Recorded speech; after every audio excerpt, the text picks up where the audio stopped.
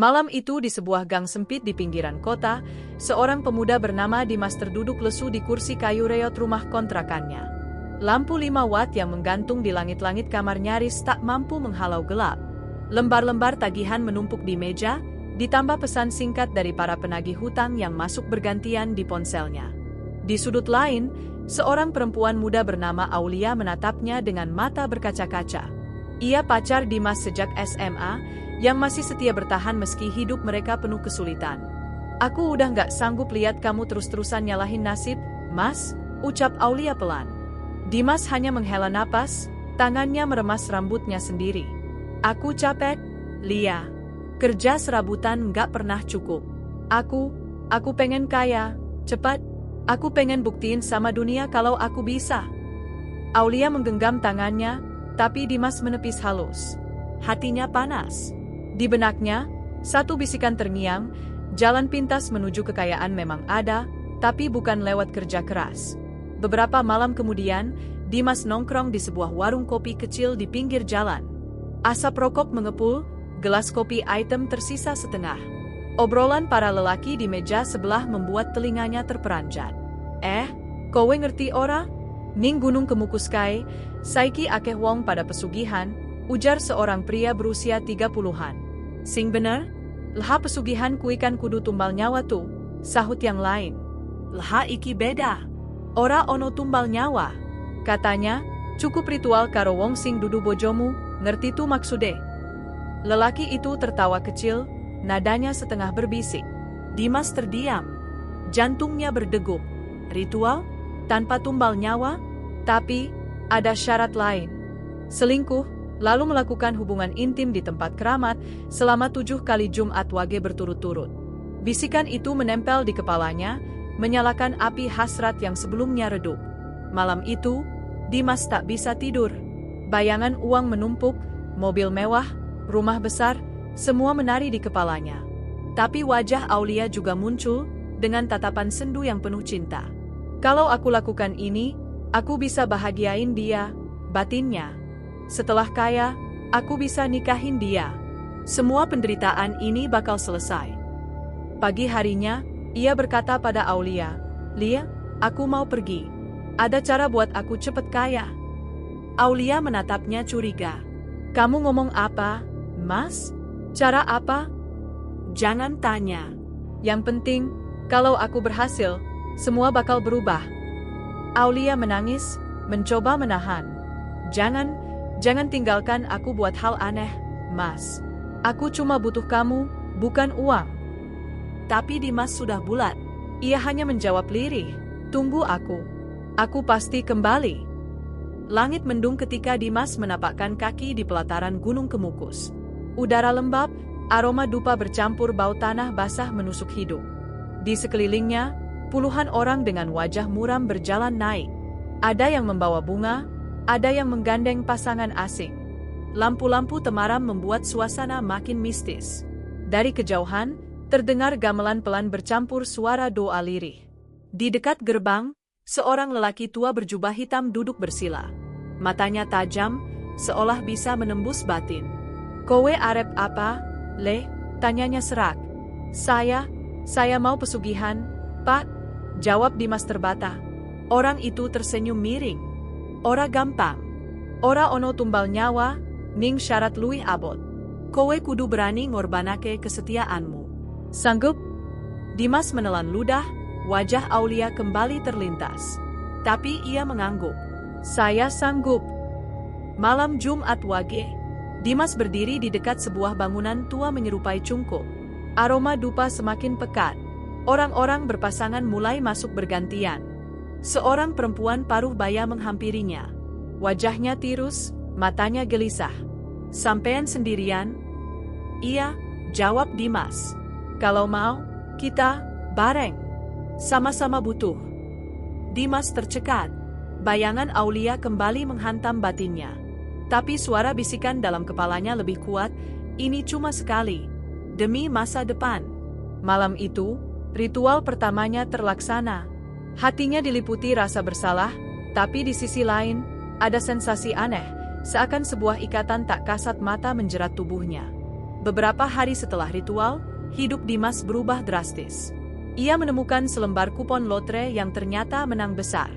Tak lama, bisnis kecil-kecilan yang dulu selalu gagal, tiba-tiba booming. Uang mengalir deras. Rumah kontrakannya diganti rumah permanen. Sepeda motor bututnya berganti mobil second. Warga sekitar mulai menaruh hormat. Aulia sempat bertanya, "Kamu dapat semua ini dari mana, Mas?" Dimas hanya tersenyum samar. "Rezeki itu misteri, Lia. Namun, ia tahu, itu baru permulaan. Masih ada 6 Jumat Wage yang harus ia jalani."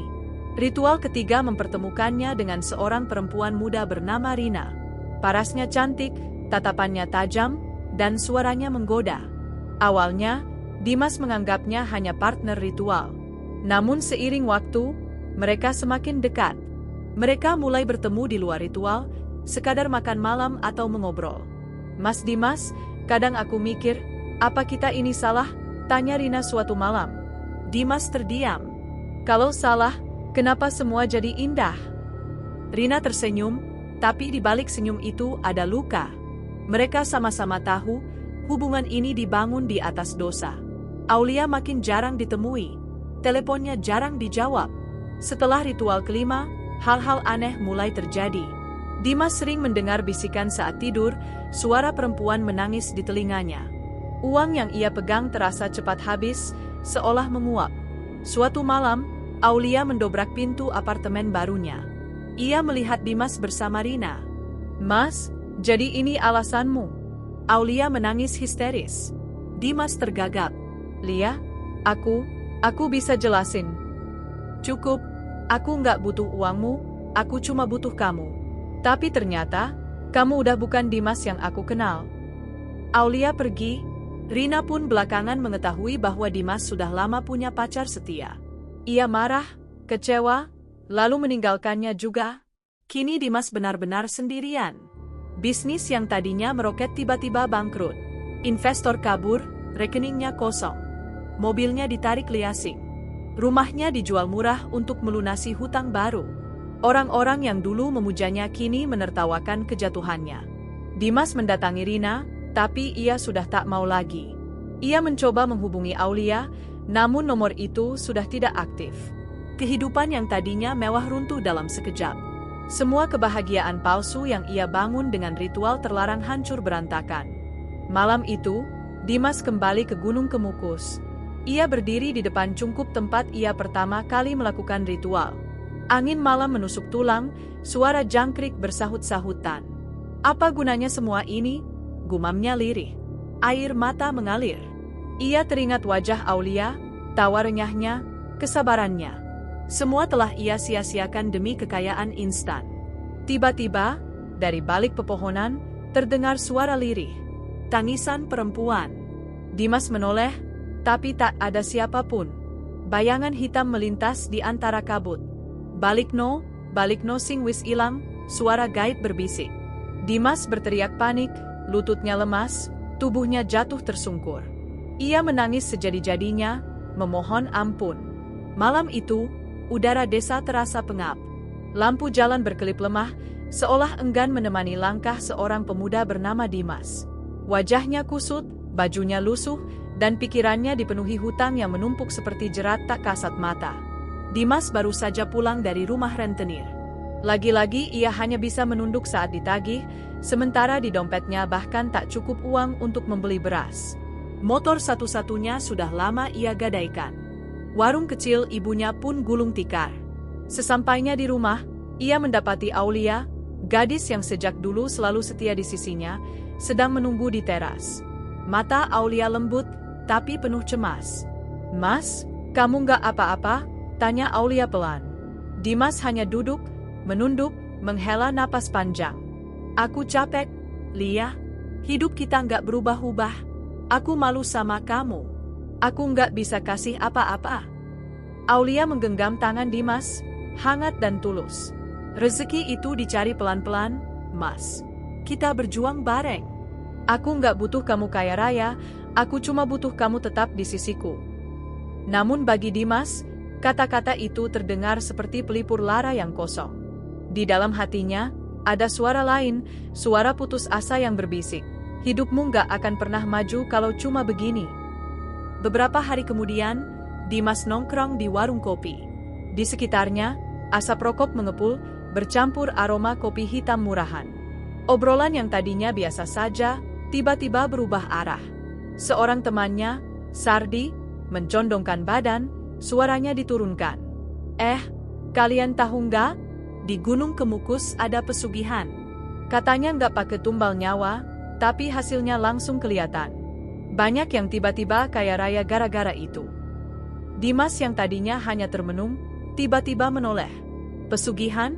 Maksudnya gimana? Sardi tersenyum samar. Ya, ritualnya aneh sih. Nggak pakai korban manusia, nggak pakai tumbal.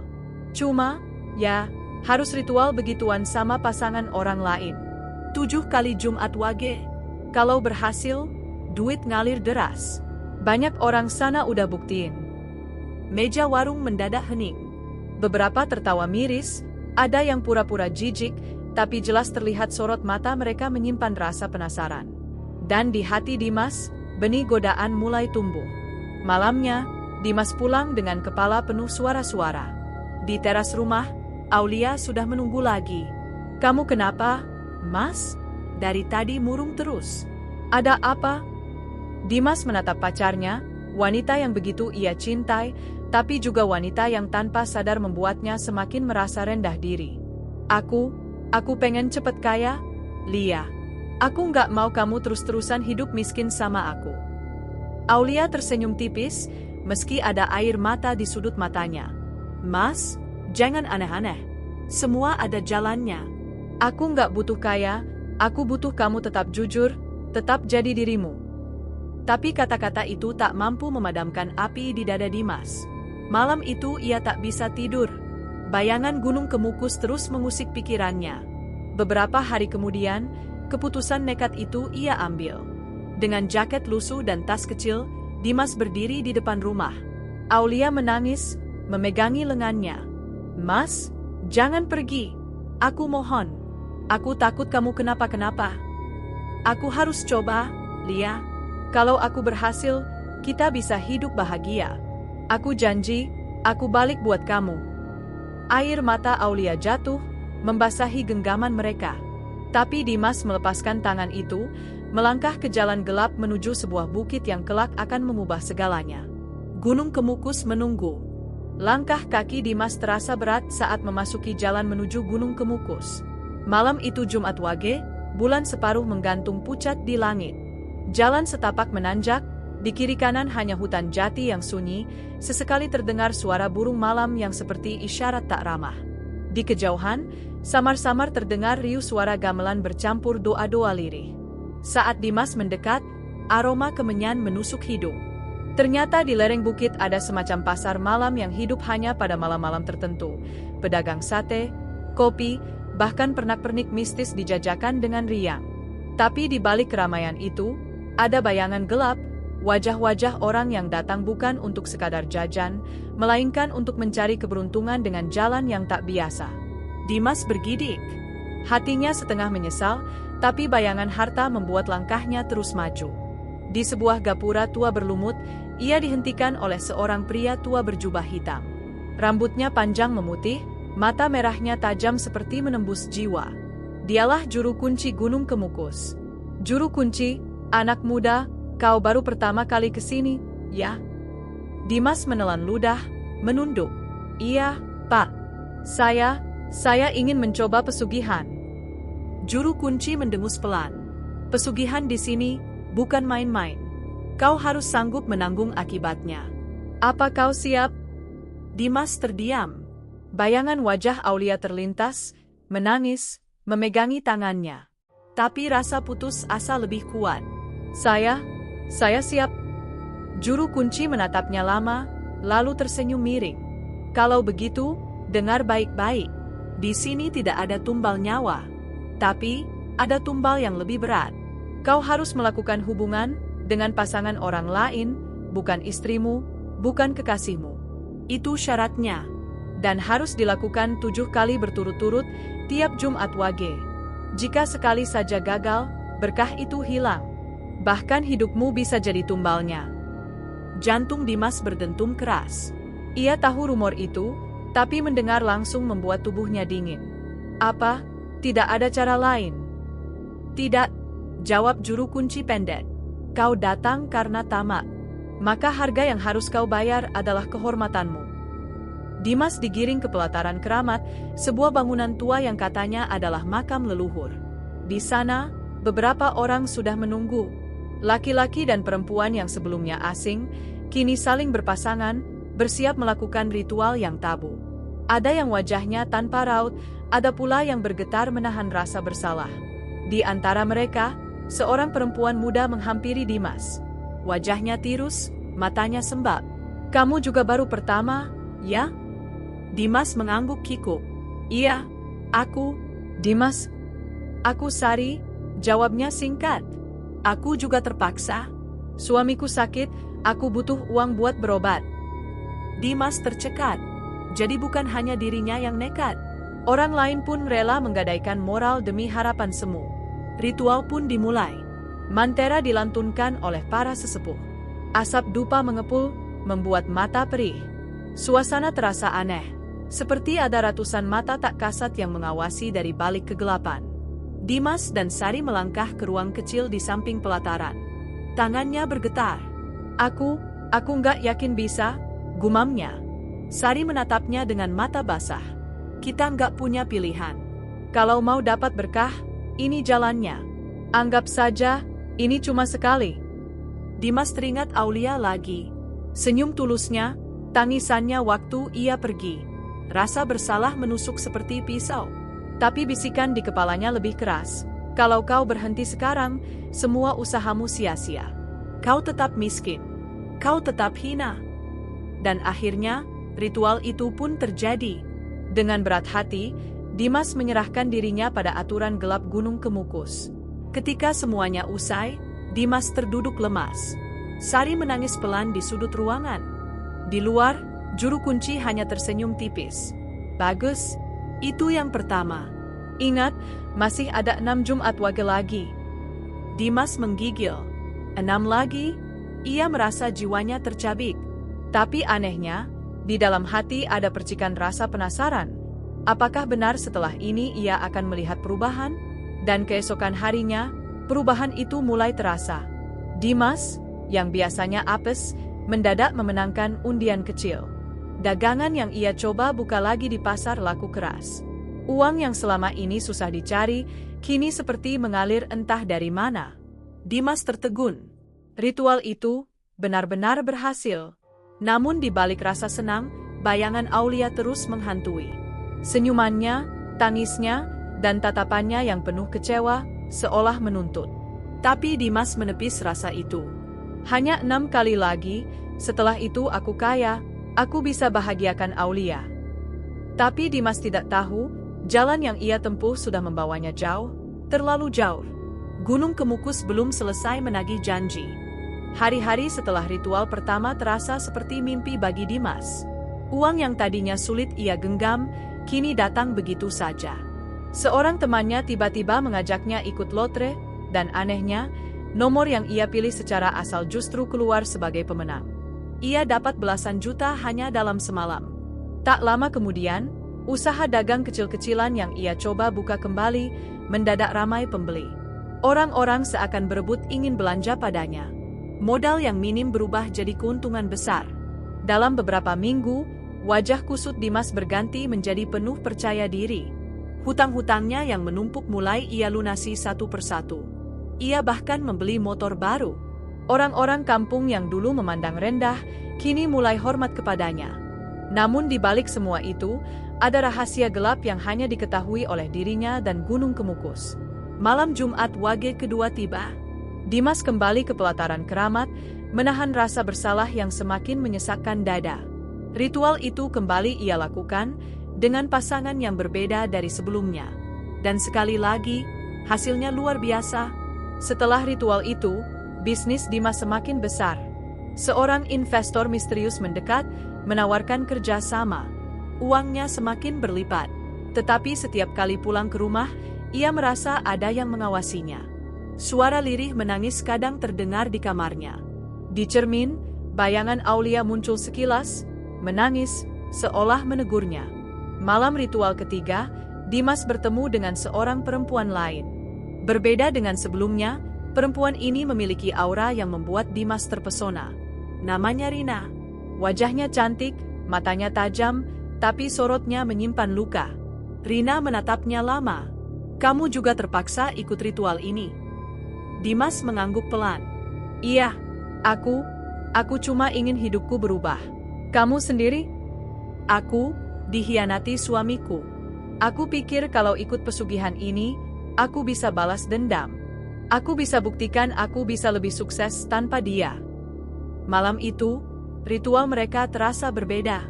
Ada ikatan yang aneh, bukan sekadar syarat pesugihan.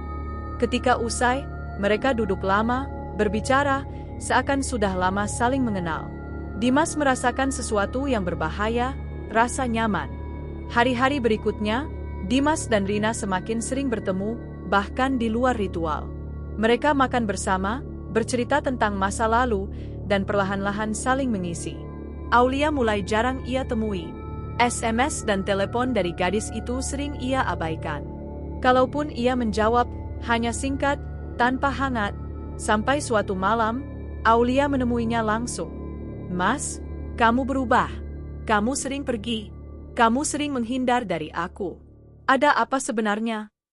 Dimas menunduk, mencari alasan. "Aku sibuk, Li. Usaha lagi maju. Aku capek." Aulia menatap matanya, air matanya jatuh. "Bukan itu. Aku tahu ada yang salah. Aku bisa rasakan. Kamu sembunyikan sesuatu dariku, Mas." Dimas tidak bisa menjawab. Kata-kata Aulia seperti pisau yang menusuk hatinya. Tapi di sisi lain, bayangan wajah Rina terus muncul, menggoda, menawarkan kebahagiaan baru. Malam ritual keempat, suasana semakin berat. Hujan deras mengguyur gunung Kemukus, kilat menyambar, seakan alam menolak perbuatan yang terjadi di atas bukit itu. Dimas dan Rina tetap datang. Setelah ritual, mereka berpelukan lama. Rina berbisik, "Kenapa aku merasa kita cocok? Aku ingin terus bersamamu, bukan cuma di sini." Dimas terdiam. Dalam hatinya, sesuatu bergejolak. Ia tahu hubungannya dengan Aulia sedang di ujung tanduk. Tapi bersama Rina, ia merasa bebas, berani, dan berkuasa. Namun di balik rasa itu, ada mimpi buruk yang makin sering datang. Sosok hitam dengan mata merah, berbisik di telinganya, 6, 7, habiskan ritualmu, atau aku yang menagihmu." Suatu malam, Aulia akhirnya menemukan kebenaran. Ia mengikuti Dimas diam-diam. Dan di sanalah ia melihat kekasihnya, orang yang ia cintai sepenuh hati, justru bersama perempuan lain. Mereka tertawa, berpelukan, seolah Aulia tidak pernah ada. Hatinya hancur. Ia menangis keras, menjerit memanggil nama Dimas. "Mas, kenapa? Kenapa kamu tega?" Dimas kaget, wajahnya pucat. Rina menatapnya dengan curiga. "Kamu sudah punya pacar?" Dimas gagap, tak bisa menjawab. Rina mendorongnya, marah. "Kamu brengsek, Dimas. Jadi aku cuma pelarianmu." Malam itu, Dimas kehilangan dua perempuan sekaligus. Aulia pergi dengan hati yang hancur, Rina pun meninggalkannya. Dan sejak saat itu, keberuntungannya mulai goyah. Bisnisnya yang tadinya lancar, tiba-tiba mendapat masalah. Barang dagangan hilang, uang di rekening lenyap entah kemana. Dimas mulai merasakan apa itu karma. Namun ritual masih belum selesai. Masih ada 3 Jumat Wage tersisa. Dan bayangan juru kunci, dengan tatapan tajamnya, terus menghantui dalam mimpi. Kalau kau berhenti di tengah jalan, bukan kekayaan yang kau dapat, tapi kutukan. Hidup Dimas setelah malam itu tidak pernah sama lagi. Aulia meninggalkannya dengan hati hancur. Rina pun pergi, merasa dikhianati. Kini, untuk pertama kalinya sejak ritual dimulai, Dimas benar-benar sendiri. Bisnis yang tadinya melejit secepat kilat, runtuh dalam sekejap mata. Pelanggan yang dulu berbondong-bondong datang, entah kenapa tiba-tiba menghilang. Barang dagangannya rusak tanpa sebab, kontrak kerja sama dengan investor batal, Bahkan rekening tabungannya mendadak kosong. Dimas duduk di kiosnya yang sepi, menatap meja kosong. "Kenapa? Kenapa semuanya hilang?" serunya sambil menghantam meja. Seakan ada tangan gaib yang menarik seluruh keberuntungan darinya. Dan malam-malamnya semakin penuh teror. Suara tangisan perempuan terdengar di pojok kamarnya. Kadang ia melihat bayangan Rina berdiri di depan pintu, wajahnya pucat, menatapnya dengan mata kosong. Di saat lain, ia bermimpi melihat Aulia berjalan menjauh sambil menangis, meninggalkannya sendirian di kegelapan. Dilanda penyesalan, Dimas mencoba mencari Aulia. Ia mendatangi rumah gadis itu, tapi pintunya tertutup rapat. Orang tua Aulia menatapnya dengan penuh kebencian. "Pergi kau, Dimas. Kau sudah menghancurkan anak kami. Jangan pernah kembali." Dimas berlutut, memohon. "Om, Tante, tolong, izinkan aku bicara sekali saja dengan Aulia. Aku menyesal, aku salah." Tapi pintu ditutup keras. Suara kunci berputar. Tidak ada lagi kesempatan. Dimas berjalan pulang dengan langkah gontai. Dadanya sesak, seakan seluruh dunia menolaknya. Pada akhirnya, hanya satu tempat yang terlintas di pikirannya, Gunung Kemukus. Tempat di mana semuanya bermula dan mungkin berakhir. Malam itu, langit gelap pekat. Angin berdesir dingin, membawa bau dupa dan tanah basah. Dimas mendaki sendirian, langkahnya berat, matanya sembab. Setiap pohon seakan berbisik, mengejeknya. Setiap suara jangkrik terdengar seperti tawa hantu yang mengolok-olok kegagalannya. Di puncak, ia berdiri di depan makam keramat. Tangannya bergetar, lututnya lemas. "Aku sudah kehilangan semuanya. Aulia, Rina, usahaku, kekayaanku. Semua hilang." Ia berteriak keras, suaranya pecah, menggema di tengah hutan. Bayangan wajah Aulia muncul dalam pikirannya, wajah lembut yang dulu selalu sabar menemaninya. Bayangan Rina juga datang, perempuan yang sempat membuatnya merasakan cinta baru, tapi kini juga meninggalkannya. Air mata mengalir deras. "Aku bodoh, aku kira aku bisa bahagia dengan jalan pintas ini, ternyata aku hanya mempermainkan perasaan orang-orang yang tulus mencintaiku." Angin bertiup kencang, suara lirih terdengar di telinganya. "Kekayaan instan selalu berbalas, kau sudah tahu syaratnya. Dan sekarang, kau menanggung akibatnya." Dimas memeluk kepalanya, berteriak sejadi-jadinya. Fajar perlahan muncul, cahaya merah membelah langit. Dimas masih terduduk di atas bukit, wajahnya pucat, matanya bengkak, tubuhnya lemas. Ia tidak lagi punya apa-apa. Tidak punya uang, tidak punya kekasih, tidak punya arah. Hanya penyesalan yang tersisa. Dengan langkah gontai, ia turun dari Gunung Kemukus. Tapi di setiap langkahnya, ia tahu, bayangan ritual itu akan selalu menghantuinya. Karena kekayaan yang datang tanpa tumbal nyawa, ternyata menuntut tumbal yang lebih besar, hati, cinta, dan masa depan. Hari-hari Dimas kini terasa panjang dan hampa. Dulu, ia terbangun dengan semangat mengejar bisnis, sibuk menata kekayaan barunya. Kini, ia bangun di kamar kos sempit, dindingnya lembab, atapnya bocor, dan bau pengap menusuk hidung. Pekerjaan? Tidak ada. Uang? Sudah habis. Teman? Semua menjauh setelah tahu ia bangkrut. Bahkan keluarga pun tak mau lagi membantunya. Bagaimana tidak? Selama kaya, ia sombong, lupa diri, bahkan tak pernah lagi pulang ke kampung. Malam-malamnya penuh mimpi buruk. Ia sering terbangun sambil berteriak, berkeringat dingin, mendengar bisikan gaib di telinganya. 7 kali Jumat Wage, janji sudah kau langgar, hukumannya kau rasakan. Dimas memeluk kepalanya setiap kali suara itu datang. Yang paling menyakitkan bagi Dimas bukanlah hilangnya uang, melainkan hilangnya Aulia. Perempuan itu dulu selalu sabar menemaninya di saat susah. Saat Dimas tidak punya uang, Aulia yang sering diam-diam memberi makan, bahkan rela menahan lapar asal Dimas bisa makan lebih dulu. Namun semua itu ia balas dengan pengkhianatan. Pernah, suatu malam, Dimas memberanikan diri datang lagi ke rumah Aulia. Ia berdiri di depan pagar, menatap jendela kamar yang dulu sering terbuka saat Aulia menunggunya pulang.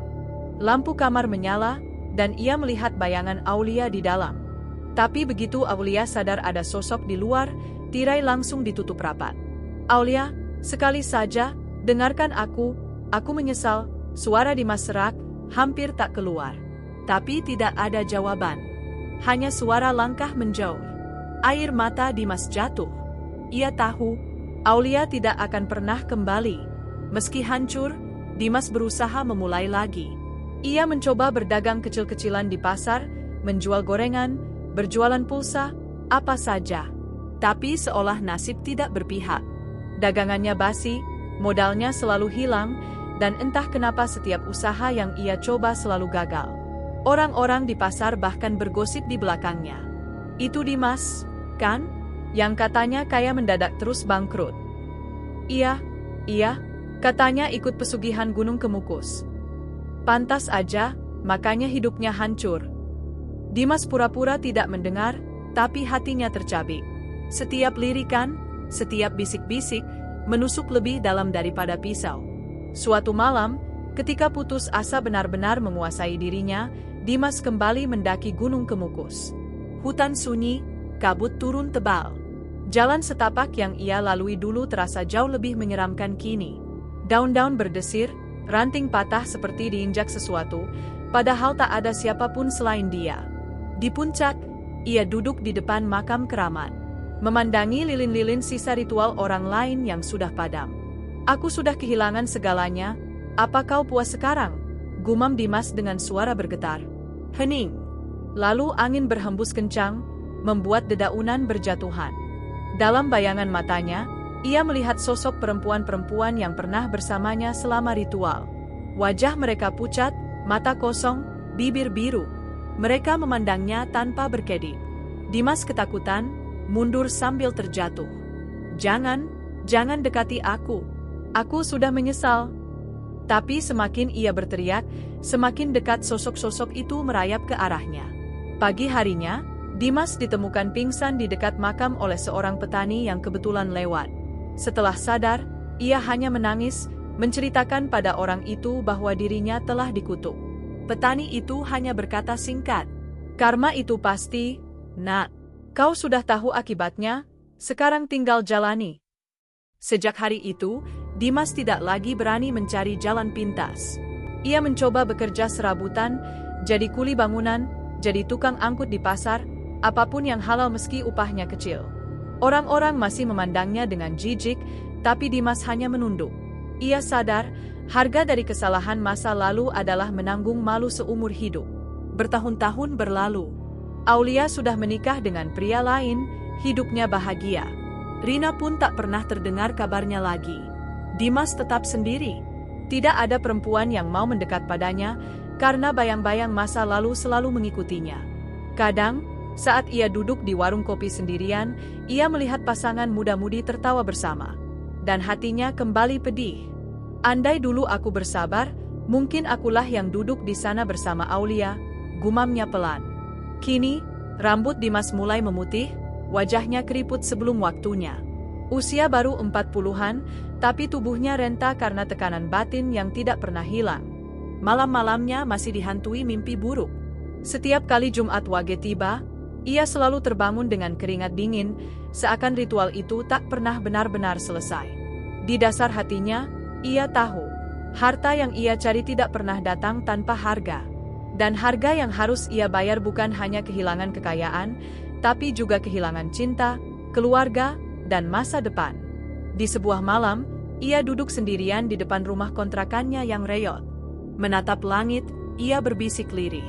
Kalau saja aku bisa memutar waktu, aku akan memilih tetap miskin tapi bersama Aulia, daripada kaya sebentar tapi hancur selamanya. Air matanya jatuh. Hidupnya terus berjalan, tapi luka itu tak akan pernah sembuh. Simbol bulan baru pesan moral. Kekayaan instan memang menggoda, tapi selalu ada harga yang tak terlihat di baliknya. Tidak ada jalan pintas menuju kebahagiaan sejati. Dan satu hal yang pasti, karma selalu menemukan jalannya.